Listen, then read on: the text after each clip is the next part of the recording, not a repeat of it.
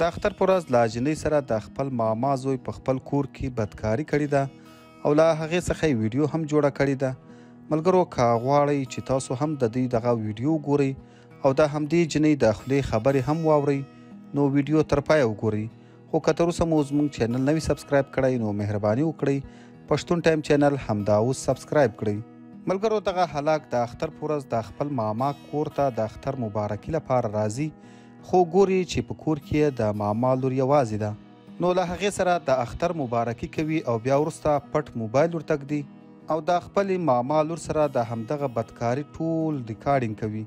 دغه هلک دغه ریکارډینګ له ځان سره ساتلی و او غوښتل یې چې په همدې ریکارډینګ په وجه همدا جنۍ یعنی د ماما لور بلیکمیل کړي او بار بار ورسره همدا غلط کارونه وکړي. خو څه موده وروسته د دغه هلک همدا موبایل خراب شوی و او مستري ته یې وړی و چې تر څو دا ټیک کړي خو مستري ورته ویلي و چې دا اوس نه جوړیږي. بیا یې مارکیټ ته وړی و تر څو یې خرڅ کړي.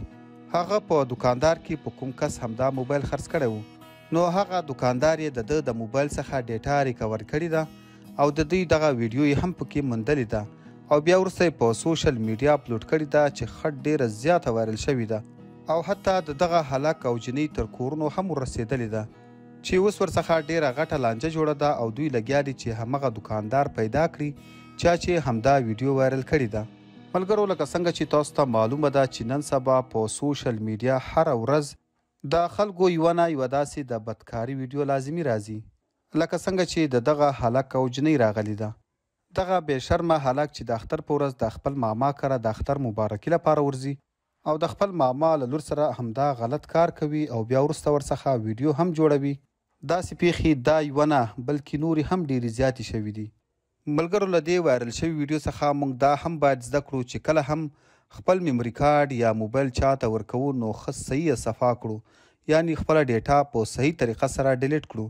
بیا هسې نه خدای مکړه زموږ پرایویټ تصویران او ویډیوګانې د بل چا لاس ته ورشي او بیا یې د دغه هلک او جنۍ په شان په ټوله دنیا کې وایرل کړي. ملګرو د دوی دغه لوسه او ګنده ویډیو پوره 6 منټه ده. که د ثبوت لپاره څوک هم غواړي چې د دوی همدا ګنده ویډیو وګوري نو زموږ چینل سبسکرایب کړئ، موږ ته کمنټ وکړئ او د نورو داسې تازه او معلوماتي ویډیوګانو لپاره پښتون ټایم چینل همدا اوس سبسکرایب کړئ. تر بلې ویډیو مو په لوی او بخښونکي رب سپارم. د لوی الله په امان.